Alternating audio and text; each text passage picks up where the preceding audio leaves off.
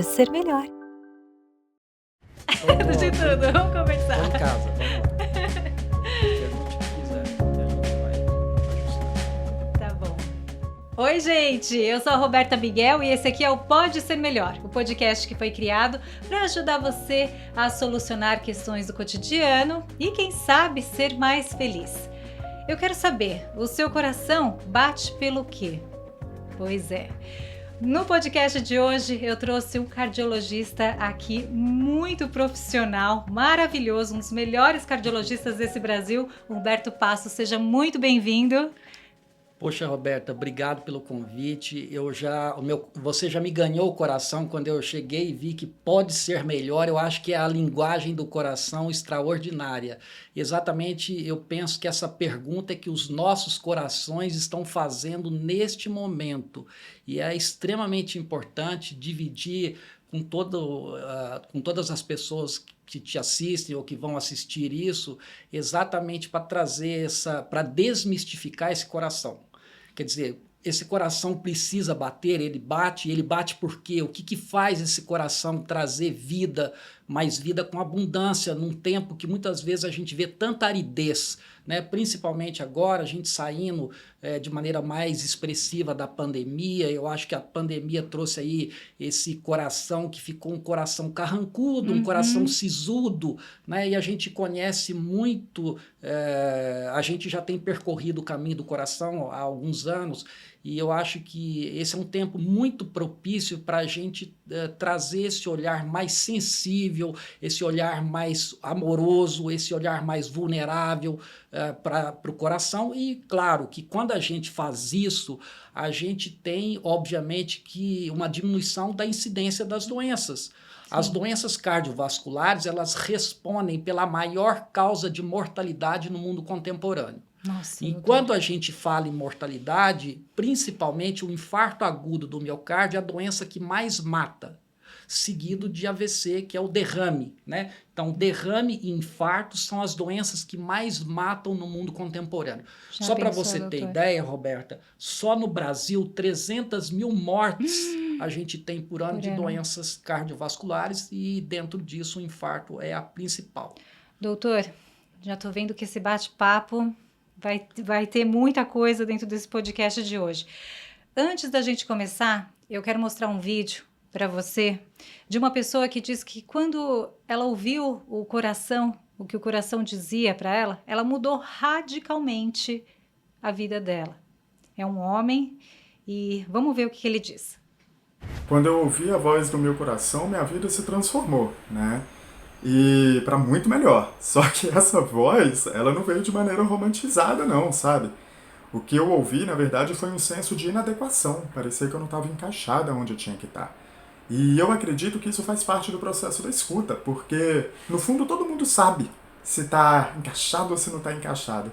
E essa voz de inadequação, para mim, foi difícil de identificar, porque ela não veio de maneira a me demonstrar um desconforto, um incômodo naquilo que eu estava fazendo. Eu gostava muito do que eu trabalhava, e eu estava concursado, eu estava na minha área de formação, né, assim, no ápice do que o mundo dita como sucesso profissional. E eu vi que aquilo não estava sendo o suficiente, né? A minha inadequação, ela veio com um senso de querer algo novo, que eu nem sabia o que era. E aí, naquele momento, eu estava com muito medo, com muita resistência, resolvi tentar negociar com isso, com esse chamado, fiquei brigando com aquilo, tentando controlar, mas não dava certo. Por mais que eu tentasse abafar esse incômodo, né, ou essa inadequação, ela não ia embora. E aí eu descobri que isso, então, deve ser algo maior, deve ser meu coração falando, minha intuição mandando ir para algum lugar, e eu resolvi abraçar essa história, e foi a melhor coisa que eu fiz, porque quando eu fiz isso, eu percebi que coragem não tem nada a ver com o fato de ser destemido. Eu estava com medo do que poderia acontecer. Coragem não tem nada a ver com o fato da entrega e da fé, assim, de poder se lançar para alguma coisa. Porque eu poderia escolher continuar brigando com essa voz. A coragem tem a ver com agir do coração, coragem. e eu resolvi colocar toda a minha energia em movimento para agir de acordo com isso. A primeira coisa que eu sabia era o que eu não queria mais. Então fechei essa porta, fui em busca de conhecer novas coisas, fui em busca de ajuda, né? E aí sim, a vida foi se apresentando. Eu fui aprendendo a ler as minhas sensações, emoções, percebendo que se eu agir de acordo com o medo, eu vou colher medo lá na frente. Então, se eu quero plantar outra coisa para minha vida, eu vou fazer diferente daquilo que eu não quero. E fui colocando a minha razão para trabalhar nesse sentido comigo.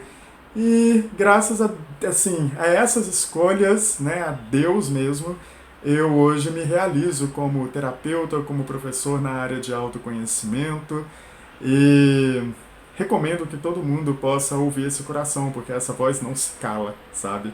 Então, se tudo na vida tem um preço, melhor pagar pela felicidade. Doutor, qual é a relação das nossas emoções com o nosso coração? Extraordinário, Roberta, a fala dele, e o que me chama a atenção é esse senso de inadequação. Esse senso de inadequação é um mobilizador de mudança positiva extraordinária. Mas dá medo, né? Dá medo, mas você percebe, ele coloca um medo, mas coloca uma vulnerabilidade muito positiva e, principalmente, o medo faz parte do nosso percurso. Não tem como ter um percurso novo, principalmente com esse senso de inadequação, sem medo. Mas é um medo que trabalha de uma maneira positiva, no sentido de nos mobilizar a um deslocamento.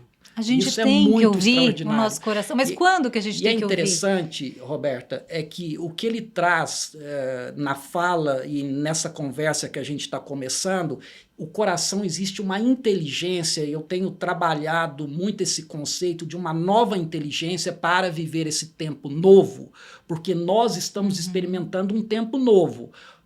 E esse tempo novo, ele pede uma nova inteligência que possa permear a nossa vida, possa permear as nossas relações nos diversos aspectos, que chama-se inteligência do coração.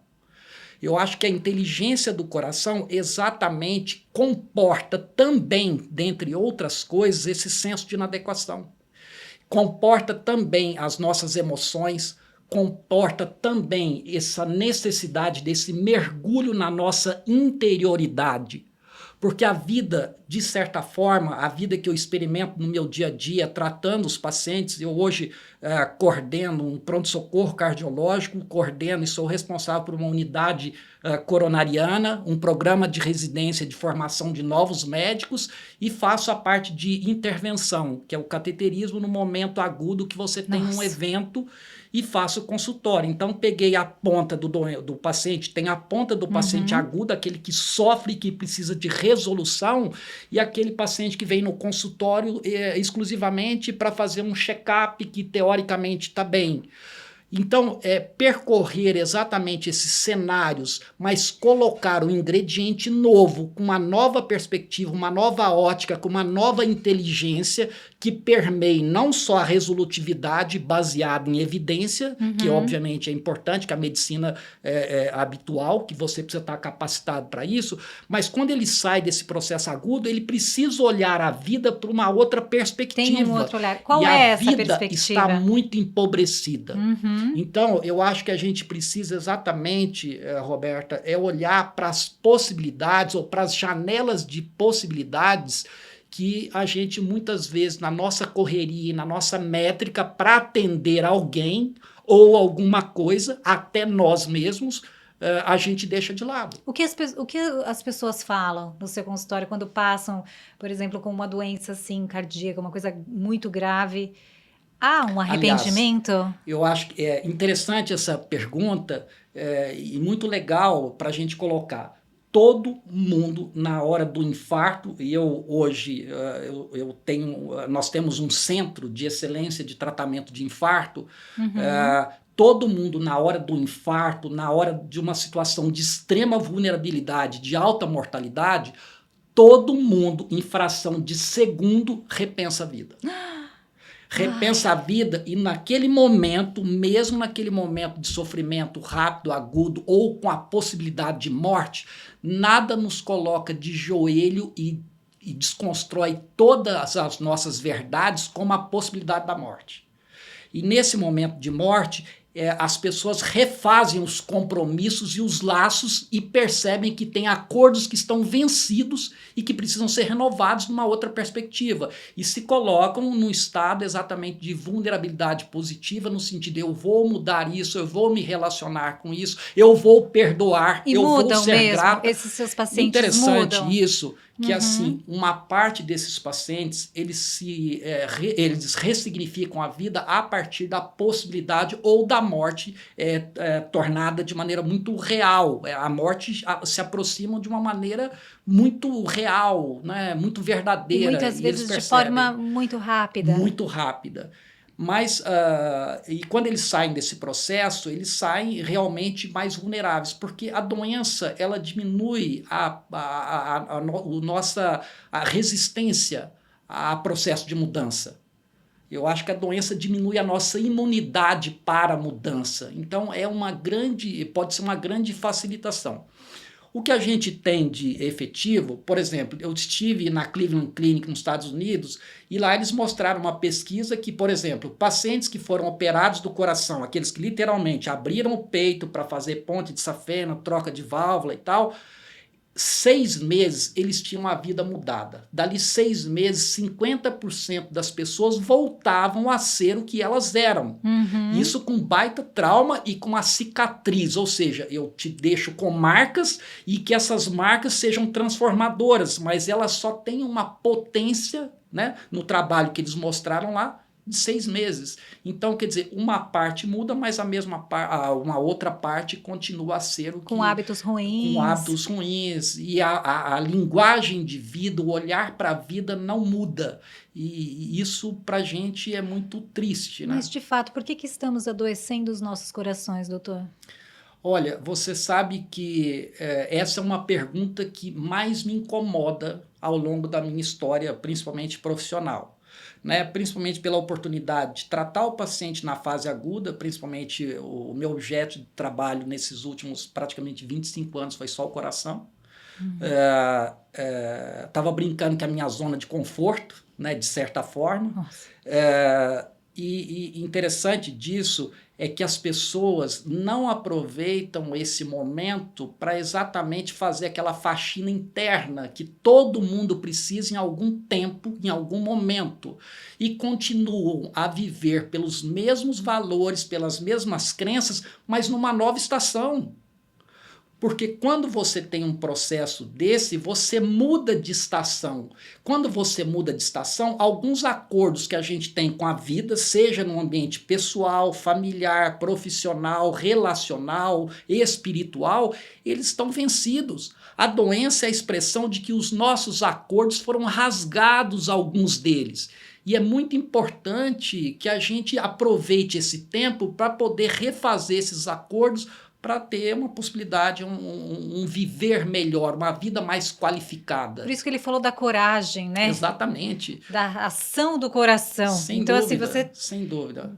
De repente, você tem que parar e repensar a sua vida. Claro. E agir de forma diferente, porque você não está feliz. Claro. Quando você não está feliz, algo está errado. Sem dúvida. Né? Esse algo errado, eu sempre brinco, eu sempre falo nas minhas conversas ou palestras e tal, o coração é místico. O coração é místico. Quando você fica com raiva, você guarda a raiva no coração. Quando você ama pelo coração. Quando você se relaciona e conecta de maneira verdadeira e profunda, você conecta pelo coração. Então, esse coração é um coração que ele é vulnerável, ele é permeável, ele é poroso, ele não é impermeável. O que acontece é que a vida moderna fez ou tem trazido para nós essa possibilidade de um coração muito resolvedor de problema. Esse é um coração de pedra, né? E esse coração de pedra, ele realmente ele é insuportável. E tudo a gente sente, né? No coração. A gente... Tudo. Se você fica nervoso, o coração acelera. Ansiosa, o coração acelera. Se você está relaxada, você tem essa sensação de plenitude. A gente precisa olhar para o nosso coração. Quando você está aqui, como nós estamos agora, essa sensação de presença, essa sensação de plenitude, de estar aqui, o coração está descansado, principalmente com uma conversa, um bate-papo tão gostoso dessa maneira. Então, eu sempre digo que assim, e vou aproveitar, se você me permite, claro, Roberta, para usar o nome do teu podcast, o nome do podcast de vocês, que eu achei extraordinário. extraordinário. Pode ser melhor. Pode ser melhor é um movimento, um sentido que a gente também precisa construir internamente. E esse nasceu do meu coração, viu, doutor? Eu tenho certeza disso. Porque quando essa expressão nasce dessa maneira e nasce dentro do coração, o coração é o que nós temos de mais genuíno, mais genuíno. E a fala do nosso amigo traz exatamente isso.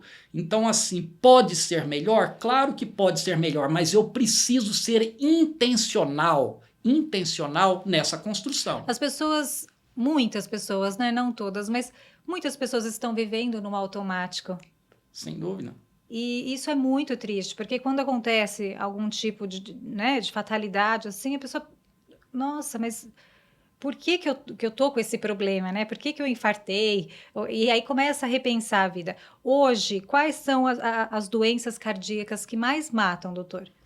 Dentro do escopo das doenças cardíacas, o infarto agudo é a doença que mais mata. O infarto é a obstrução da coronária, né? Isso causa uma lesão do coração e essa lesão é o que produz hoje a maior causa de mortalidade no mundo contemporâneo, com expectativa de aumento para os próximos anos. E dá sinais, muitas vezes ou não? Algumas vezes a gente tem sinais, a gente vai tendo eventualmente dor no peito, cansaço de um trajeto, por exemplo, que a gente não fazia, passou a fazer, começou a se cansar mais, foi subir um lance de escada, tem algum desconforto, uma sensação de pressão no peito.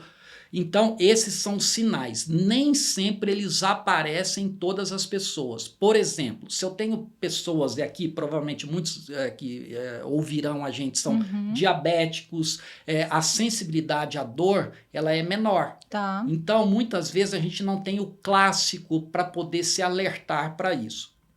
Outra coisa interessante, nos pacientes que a gente trata com infarto, mais de 50%, Roberto, eles tiveram alguns sintomas 1 semana, 10 dias antes que não foram valorizados. Quais, então, esse doutor? é um outro dado. Principalmente, teve uma dor no peito que achou que fosse muscular, teve um cansaço que achou porque trabalhou demais, teve uma queimação de estômago porque, de repente, comeu aquela fritura e aquilo acabou dando essa azia, né? Então, 50% na nossa experiência tem algum tipo de sintoma que não valorizou. Não e pode aí, quando bobear, chegam, né, doutor? eles já chegam com um evento agudo, com possibilidade real de morte, né? Se não for atendido rapidamente. Doutor, tem uma imagem que rodou a internet, olha lá, da mão do rei Charles III agora, né? Esse inchaço todo, né? Pode ser algo do coração, esses inchaços nas extremidades? A gente precisa se preocupar com isso ou pode ser alguma coisa renal, enfim? Eu acho que existem essas possibilidades. Esse inchaço na mão, observando que ele conseguiu fazer a caminhada do cortejo, eu, assim, avaliando do ponto de vista médico, eu acho que teria outras possibilidades ou uma característica dele. As pessoas estão falando em cachaça.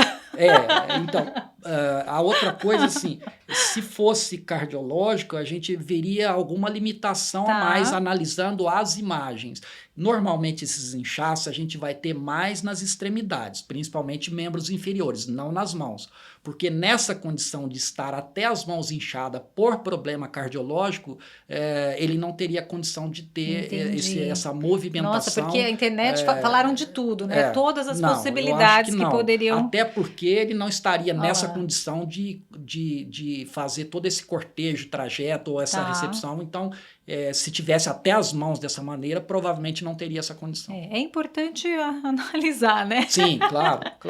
Hoje, você colocou no seu Instagram as doenças do coração, em especial o infarto agudo do miocárdio, é a doença de maior mortalidade no mundo contemporâneo. Achei interessante um comentário da Flávia. Eu quero saber mais sobre o infarto das emoções, da alma, da expressão e da existência. E qual o papel da espiritualidade na saúde do coração? Qual o caminho para a cura? Olha, eu tenho... a gente precisa trabalhar muito essa questão dos hábitos, da rotina, da necessidade de tratamento. Isso é um ponto. Agora, fazendo um mergulho nesse outro lado, existe esse coração que nós estamos tratando aqui nesse começo, que é esse coração mais sensível, coração subjetivo. O que é o coração subjetivo? É o coração que olha para a vida. O coração, ele é a janela para a vida. A gente não pode esquecer disso, desse coração místico que a gente já está conversando. Dentro disso, as nossas emoções, a maneira como a gente lida com isso é extremamente importante para a saúde cardiovascular. A questão é que a medicina contemporânea, ela metrifica aquilo que você vai ao laboratório e dosa e tem um referencial. Quando a gente fala das emoções, a gente fala desse infarto, eu até tenho alguns temas que eu desenvolvo, como infarto das emoções, infarto da alma, infarto de expressão. Eu acho que fazem todas partes desse contexto. O infarto da expressão, por exemplo? A gente não tem se colocado na vida da maneira como a gente deveria. Isso mexe com o coração. Sem dúvida, Nossa. porque o tempo todo as pessoas demandam de nós e a gente vai guardando e empilhando os nossos desejos, as nossas histórias, a nossa maneira de olhar o mundo, a nossa maneira de se expressar. Então, tudo que a gente vai guardando e vai compartimentando, obviamente, você muda o ecossistema do organismo. A gente precisa saber o que a gente Quando quer, a gente muda o ecossistema do organismo, a gente vai criando fissuras emocionais, fissuras relacionais dentro desse processo que, obviamente, isso inflama. Olha. O que acontece é que a gente muitas vezes percorre muito mais o caminho cartesiano da medicina baseada em evidência, da lógica, que é muito importante.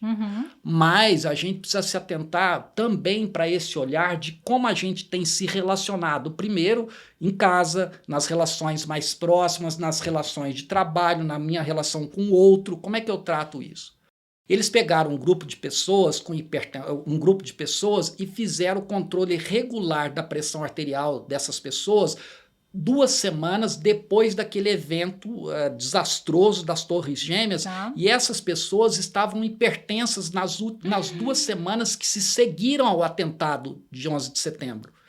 Então, isso traz para mim de pessoas que não eram teoricamente hipertensas. Isso mostra para mim que as nossas emoções, a maneira como a gente enxerga a vida, as pessoas, as relações e, obviamente, diante de catástrofes, a gente tem uma modificação de todo o nosso ecossistema. Então, quando a gente fala disso, dessas emoções, dessa não expressão, a não expressão, ela adoece.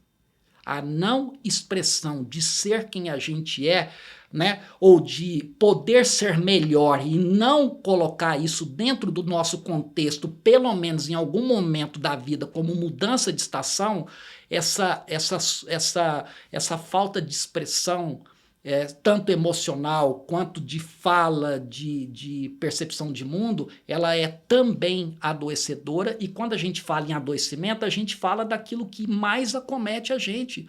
Então, o coração, ele pode ser um ponto de alavanca para grandes mudanças, a gente já viu o exemplo, mas pode ser também um coração que adoece porque ele não se expressa, o coração não fala, ele não se desenvolve, falar, né? Ele precisa falar. O nosso coração precisa falar, mas precisa ter alguém para escutar. Nós não somos monólogos. Nossa, é mesmo, né? Muitas pessoas, a gente olhar para o próximo, né? Sem dúvida. Não só, oi, tá tudo bem? E passa, não, tá tudo bem mesmo? Tá tudo bem? Você está precisando conversar, né? Eu acho que falta um pouco, as pessoas estão no piloto automático. Sem dúvida. Doutor, me diz uma coisa, uma tristeza muito grande, uma pessoa aí que passou por um luto, uma tristeza muito grande. Como que essa pessoa, que dica que o doutor pode dar para essa pessoa para amenizar, diminuir esse sentimento? Eu acho que, primeira coisa, Roberta, a tristeza muito grande é um dos grandes motivos de infarto, principalmente para a mulher. Existe, principalmente, acomete mais mulheres, a síndrome do coração partido. Olha só. Essa síndrome do coração partido, ela vem junto com uma tristeza aguda e profunda, onde você tem um infarto com coronárias normais, sem obstrução de coronária. Não acredito. Então, foi dado o nome, chama síndrome, o nome científico, síndrome de Takotsubo, porque o coração ele forma como se fosse uma espécie de uma cabeça de polvo ou de medusa, né? Então, essa síndrome do coração partido, ela é muito, de certa forma até que frequente, principalmente mais mulher, diante de uma tristeza profunda. Uma perda, uma separação, uma briga familiar que foi assim, muito... E as muito mulheres parece que são mais sem sentimentais, dúvida. né? As mulheres têm uma sensibilidade maior para enxergar a vida, para Uhum. perceberem as realidades diversas. E, por outro lado, isso também traz, obviamente, que essa vulnerabilidade nos diversos aspectos, e o coração é realmente um órgão de choque para essas perdas importantes. Então, a tristeza, ela cria, saindo um pouco dessa tristeza aguda com infarto, mas a tristeza por si só, de maneira permanente, ela também gera um status, principalmente circulatório, com mecanismos de ativação do sistema de coagulação, com aumento do sistema de inflamatório, ou seja, a tristeza, ela inflama o nosso organismo de maneira crônica. Uma pessoa que está triste, o que ela precisa fazer? Buscar ajuda? Sem Fazer dúvida. exercício? Ouvir o que Eu acho que a tristeza, diz ela primeiro precisa de escuta. E não para falar, não, você não tem motivo para estar triste. Tá. O motivo, ele não tem menor sentido a abordar ou conversar com uma pessoa triste dizendo que ela não tem Cada um motivo, porque sabe, o motivo é dela, não é da gente. a carga. Então, primeiro, ela precisa de escuta. Segundo, a atividade física, muitas vezes mudança de padrão alimentar, comportamental e, eventualmente, óbvio, ajuda medicamentosa para fazer a travessia como ponte, são mecanismos muito importantes. E gosto muito da psicoterapia nesse contexto, né, como ajuda importante para a gente tentar, eventualmente, olhar para essa tristeza de uma maneira também, um olhar de fora, profissional, para tentar exatamente perceber o que faz com que ela esteja triste. Né? Porque uma tristeza súbita por uma morte ou uma perda, ela é esperada e deve ser vivida. É um luto que a gente chamaria de um luto temporário, que seria uma tristeza temporária. Agora, quando isso permanece, a gente precisa até saber se essa paciente, essa pessoa, esse cliente, ela não está entrando num quadro de depressão. E depressão hoje vai ser e já é uma das maiores causas de incapacitação. Nossa. E ela, na verdade, a depressão é, na verdade, uma plataforma aonde diversas outras coisas acontecem, inclusive as doenças do coração são mais prováveis ou de maneira probabilística, de maior incidência nas pessoas com depressão. Eu acho que a doença, Roberta, é a maior oportunidade que Deus nos dá de repensar a vida. Porque oportunidade não é só o que de bom acontece. Oportunidade é quando a gente tem um evento e conseguiu fazer exatamente essa travessia do evento. Claro, melhor que a gente não tivesse, sem dúvida, nós não estamos discutindo o que é melhor ou pior, mas eu vejo a doença como uma oportunidade da gente poder se perceber aonde nós estávamos, para onde a gente quer ir a partir de agora. Reconfigurar a nossa história, contar a nossa história, a nossa trajetória, os nossos diversos acordos, porque a gente faz acordos com a vida. Reconfigurar esses acordos, perceber quais desses acordos foram rompidos, quais desses acordos não são válidos mais.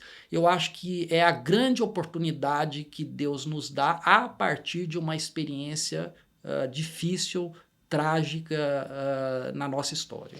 Doutora, a gente tem um meme, vamos ver, olha lá, meu coração andando, correndo, quando o celular começa a tocar um vídeo com o volume máximo no meio da aula.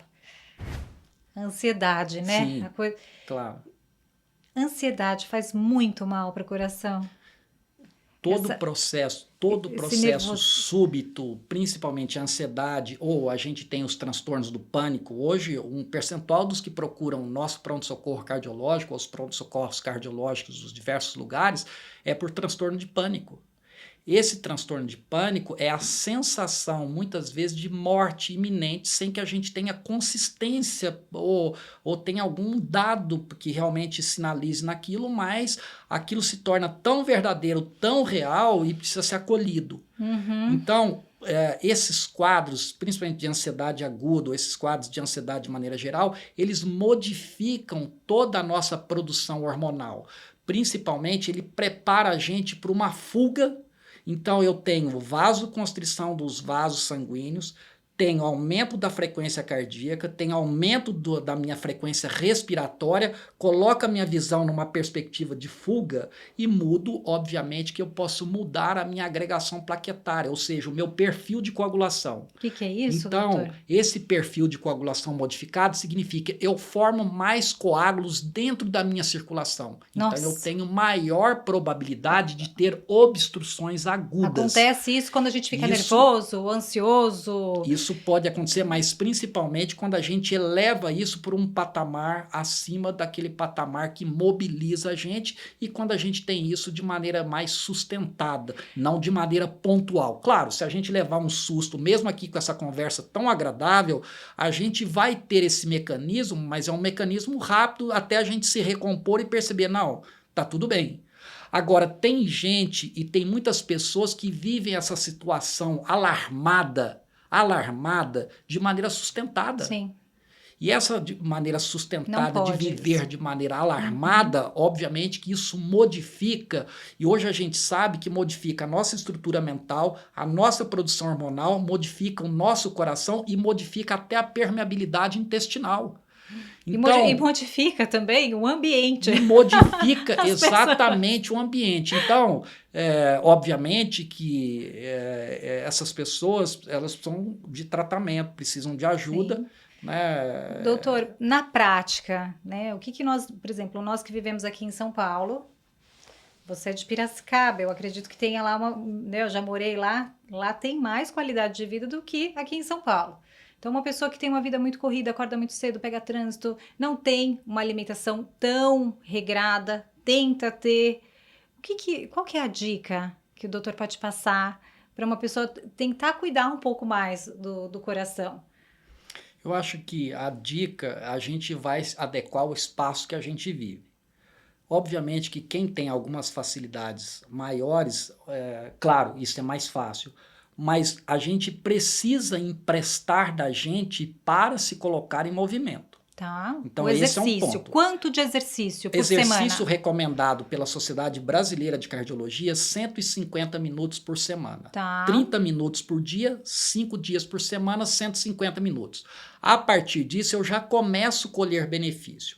Uma dica, Roberta, principalmente numa cidade verticalizada como São Paulo, ao invés de subir pelo elevador, suba pela escada. Uhum. Eu Então, moro no 18º no andar, tá 18º. ótimo. Se você subir pela escada e descer pelo menos a hora que você vem, a hora que você volta, você já ajustou bastante da tua construção de saúde. Tá bom, amanhã Claro. eu vou fazer um story subindo 18 andares. Sim, e eu acho que isso é uma coisa viável para nós. Então a gente precisa principalmente olhar para o nosso entorno e perceber dentro dele o que eu posso fazer. Ser responsáveis também Lógico. pelo nosso movimento. Eu acho que esse autocuidado é um olhar que a gente direciona para a gente mesmo. Não Tá. precisa ninguém ficar policiando. Eu acho engraçado quando chegam na consulta, é muito comum, quando vem o acompanhante ou a esposa vem com o marido, assim, eu preciso vigiar, eu preciso falar, eu preciso falar. Do outro, né? Viu? Às vezes Não, um cuida do outro. é uma mas responsabilidade que eu tenho que ter comigo. Porque quando eu me responsabilizo comigo, eu me responsabilizo também pelas pessoas que me são próximas. Sim. Que me são próximas. A outra coisa, então, essa questão da atividade. Não precisa frequentar uma academia? Pode frequentar? Ótimo, então frequente. Não precisa. O que você precisa é um calçado que seja confortável e pé no chão, pé na estrada. Né? Aonde você 150 estiver. minutos por semana. 150 minutos, 30 minutos, 30 minutos, não é nenhuma coisa. A alimentação, o que a gente não pode comer durante a semana, porque a gente sabe o que a gente tem que comer, Sem verdura, dúvida. legumes, a proteína branca, sem gordura, né? Mas o que a gente não pode comer? Eu acho que assim, o grande vilão que a gente tem desse mundo contemporâneo são as farinhas, farinha branca, e são os alimentos mais fáceis que a gente encontra ou de preparo, e açúcar. Então, quando eu puder, eu dou preferência para bastante fruta, verduras e legumes, e um trabalho fantástico que analisou, chama Interheart, 15 mil pacientes, eles mostraram que se eu comer fruta, verdura e legumes todos os dias, eu diminuo em 30% a chance de eu ter problema cardiológico.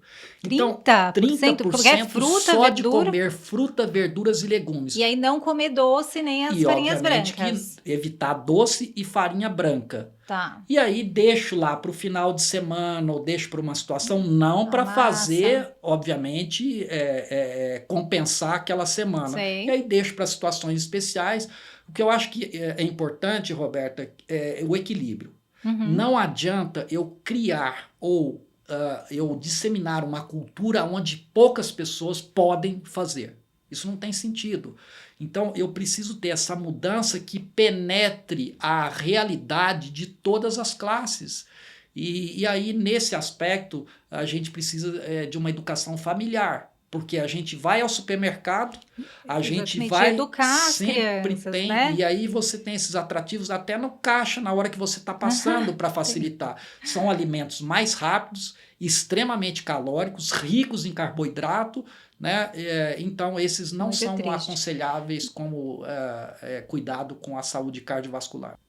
Doutora, a meditação, ela ajuda na saúde do coração? Ajuda de maneira extraordinária. Hoje, nós temos um programa desenvolvido até pela Harvard que chama Medicina do Estilo de Vida. Essa medicina do estilo de vida, eles elencaram alguns dados e algumas situações que são extremamente benéficas para a saúde cardiovascular e para a nossa saúde como um todo. Geral. Dentre elas, a meditação foi estabelecida como uma parte ou um pilar do programa de medicina do estilo de vida da Harvard e que tem sido disseminado. Hoje, o médico da atualidade, principalmente esses médicos que têm esse olhar mais sistêmico, todos nós, a gente precisa incentivar a meditação como parte do acompanhamento, como parte da prevenção e, eventualmente, como parte do tratamento para quem já teve algum evento. E o que você diz para o seu paciente? Para ele acordar, meditar, ou chegar em casa, 10 minutos, uma meditação guiada, ou somente com trilha? Eu acho que, assim, existem hoje diversos tutores para você fazer meditação. Eu acho que tudo a gente precisa ter um pouco de técnica. Sim. Então, quando você tem um pouco de técnica, porque meditação ela demanda tempo e estágios. E eu acho que fazer a meditação de qualquer maneira, muitas vezes a gente deixa de aproveitar o máximo que a gente poderia para aquela possibilidade, para aquela situação.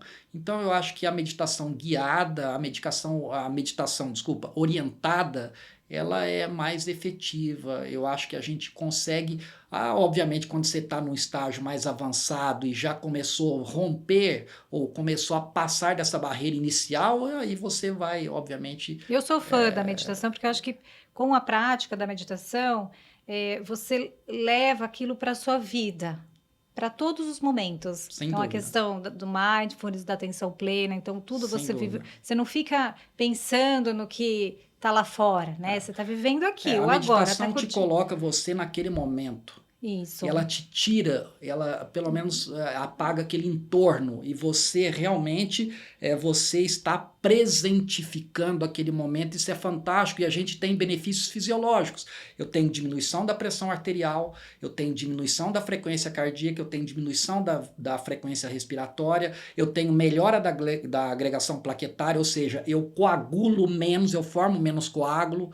Então, assim, além do bem-estar que traz, porque eu começo a trabalhar o meu ecossistema orgânico, eu começo a trabalhar o meu ecossistema sistema orgânico de maneira a produzir hormônios, que são hormônios do bem. Incrível. Interessante isso, Roberta, que a gente tem o quarteto da felicidade. É. E esse quarteto da felicidade, e é muito interessante isso, que é a produção de dopamina, ocitocina, endorfina.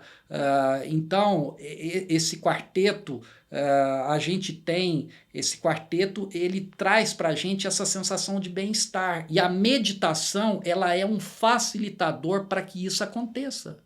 É mesmo. É um facilitador para que isso aconteça. Aí quando você sai para as outras atividades, você sai numa outra perspectiva.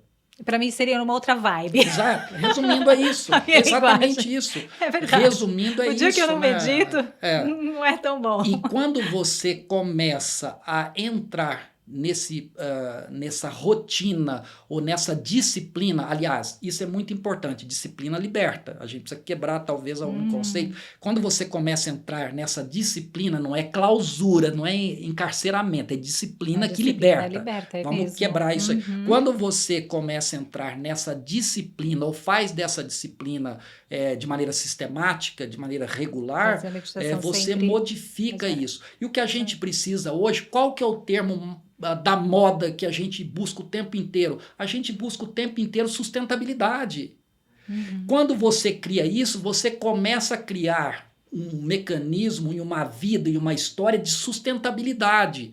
E é exatamente na sustentabilidade que você tem os melhores benefícios. Porque quando você faz uma coisa hoje, amanhã você não faz, você faz outra coisa aqui, espaça, isso não existe sustentabilidade e a gente vive sempre o aspecto que eu chamo de montanha-russa. Nossa, doutor, você trouxe um exercício pra gente. Vamos fazer, então. Ah lá, de quem eu estou falando? O que seria... Eu acho que essa pergunta ela é crucial. Tá. Em algum momento da vida, Roberta, a gente precisa se fazer. E assim, para você que está ouvindo a gente, é uma pergunta que tem senha e é intransferível. Você não pode responder pelo outro. Precisamos fazer esse acordo. Tá. De quem eu estou falando? Eu preciso me olhar em algum momento e me dizer. Quem sou eu? Quem sou eu? Quem sou eu? De quem eu estou falando? Quais são as histórias que eu carrego dentro? O que meu coração tem a dizer? Quais são as histórias e as cicatrizes ou não que meu coração carrega? O quanto eu tenho de perdão e gratidão? Preciso abrir um minutinho? Posso abrir esse parênteses de perdão e gratidão? Perdão e gratidão são as duas virtudes que mais impactam na minha saúde cardiovascular. Nossa.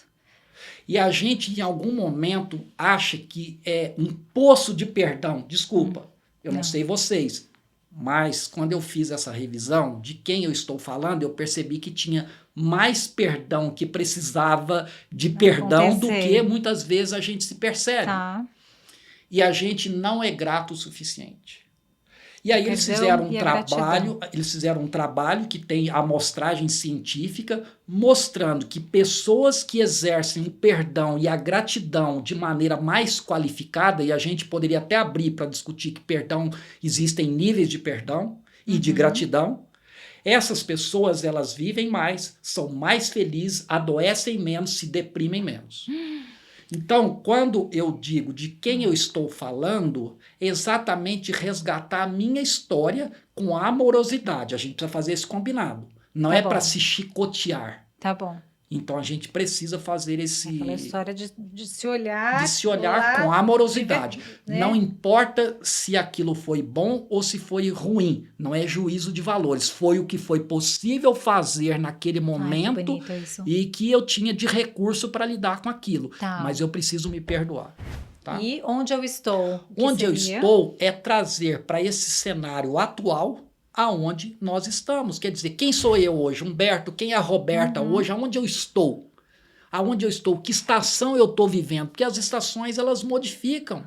E nas estações, o grande problema é que muitas vezes a gente está numa estação nova vivendo com valores antigos.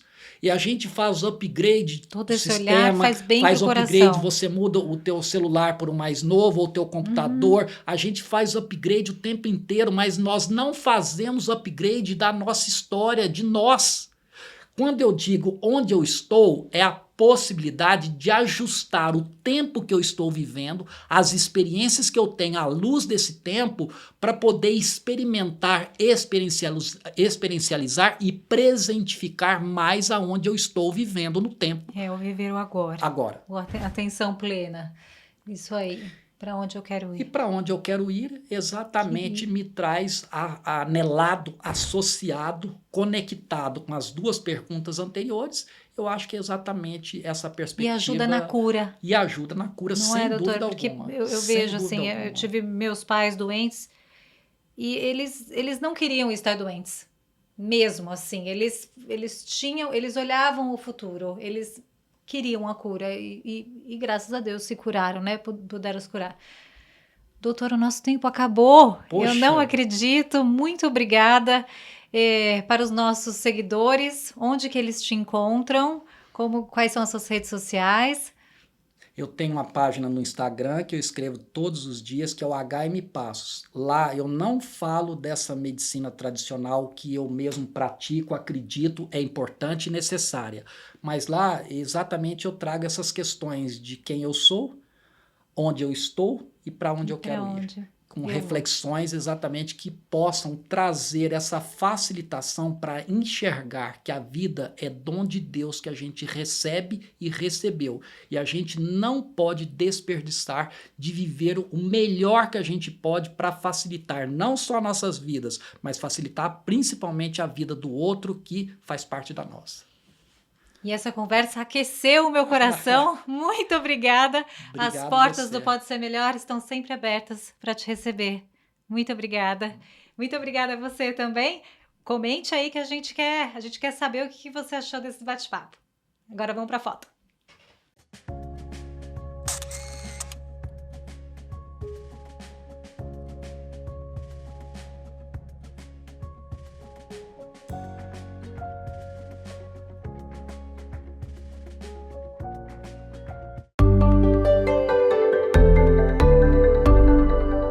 Pode ser melhor.